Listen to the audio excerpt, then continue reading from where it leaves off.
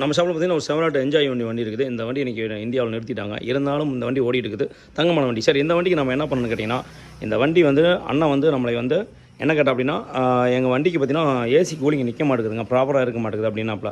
சரிங்க சார் கொண்டு வாங்க அப்படின்னா. ஆனால் கொண்டு வந்த பிறகு பார்த்தீங்கன்னா இந்த வண்டியில் வந்து சுத்தமாக வந்து ஏசி ப்ரெஷருக்கு உண்டானது எந்த ஒரு இல்லை. சரி என்னன்னு கேட்டிங்கன்னா, இது ஒரு அதர்னஸ் வீடியோ, நல்லா பார்த்துக்காங்க. ஏசி கம்ப்ளைண்ட், ஏசி கூலிங் வரலைங்க அப்படின்னு சொல்கிறவங்களுக்கு இந்த வீடியோ கண்டிப்பாக பொருந்தும். நான் சொல்கிறத கரெக்டாக நோட் பண்ணிக்கோங்க. இந்த வண்டியில் பார்த்தீங்கன்னா, இந்த வண்டி மட்டும் இல்லைங்க, எல்லா வண்டியிலையுமே இந்த மாதிரி 2 கப்பு இருக்கும்.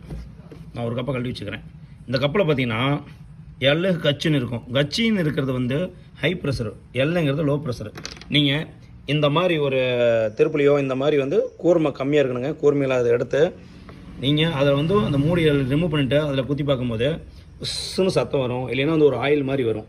அந்த மாதிரி வரும்போது பார்த்தீங்கன்னா உங்கள் வந்து வண்டியில் வந்து லீக்கேஜ் இல்லை, அழகு போல் ஓடிட்டு இருக்குது.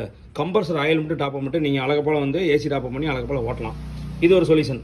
இந்த வண்டி வரும்போது பார்த்தீங்கன்னா, இந்த வண்டியில் நான் இதே மாதிரி வந்துட்டு அந்த லோ ப்ரெஷரில் குத்தி பார்க்கும்போது எந்த ஒரு ரியாக்ஷனுமே கிடையாது. ஆனால் சார் என்ன சொன்னோம் அப்படின்னா, ஒரு 5 நாள் 1 மாதத்துக்கு முன்னாடி தாங்க நான் வந்து என்ன பண்ணேன், ஏசி டாப் பண்ணேன் அப்படின்னாப்புல. சரிங்க சார், இல்லை ஆனால் வந்து என்ன பண்ணணும் அவர் சொல்யூஷன் கேட்டதுக்கு, சார் எனக்கு வந்து ஒரு நைட்டு பார்த்தீங்கன்னா எனக்கு வந்து வண்டியை கொண்டு வந்து என் ஷாப்பில் விட்டுப்பாங்க அப்படின்னா. ஏன் அப்படின்னு கேட்டதுக்கு, மணி பார்த்தீங்களா சார் வந்து எனக்கு 8:50 கொண்டு வந்து விட்டாப்புல. சார் இல்லைங்க சார், இந்த மாதிரி வந்து நீங்கள் நிற்கிறது பார்த்தீங்கன்னா, இது பிரிட்ஜுக்கு வர்றது, இந்த பக்கம் இருக்கிறது இது இன்ஃபுட்டு, இது அவுட்ஃபுட்டு. அது வந்து காற்றை இழுக்கும், இந்த காற்றை தள்ளும். இந்த மாதிரி வந்து போட்டு இழுக்கும் போது அழகு பார்த்து பார்த்தீங்கன்னா, இப்போ இதில் வந்து காற்றை வந்து பண்ணிக்கிறோம், உள்ளுக்குள்ளே தள்ளி இருக்கிறோம்.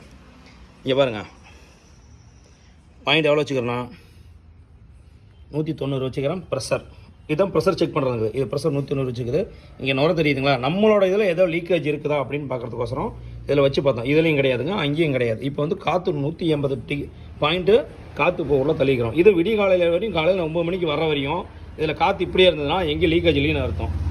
ஓகே, அழகாக போல் அப்படியே நின்றுச்சு அப்படின்னா அழகாக போல் டியூப் உருவிட்டு அப்படியே என்ன பண்ணுறோம், இதை திருப்பி இந்த பக்கம் இதில் போட்டு காற்றை உள்ளே இருக்கிற காற்றை என்ன பண்ணோம், ரிமூவ் பண்ணுவோம். உள்ளே உறிஞ்சிட்டு இங்கே வச்சுக்கிறோம். பார்த்தீங்களா, இது பார்த்தீங்கன்னா கம்ப்ரஸர் ஆயில். மேக்ஸிமம் வந்து யாருமே கம்ப்ரஸர் ஆயில் உங்களுக்கு என்னன்னு தெரியாது. இன்ஜின் மட்டுக்கும் கிடையாதுங்க, நம்ம இந்த ஏசி கம்ப்ரஸருக்கு பார்த்தீங்கன்னா அதுக்கும் இந்த மாதிரி ஆயில் டாப் அப் பண்ணணும். இதெல்லாம் அதிகமாக கிடையாது, வண்டிக்கு தகுந்த மாதிரி மாறும். 50 மில்லி, 70 மில்லி, 100 மில்லின்னு மாறும். 100 மில்லியும் கிடையாது, 70 மில்லி வரையும் வரும்.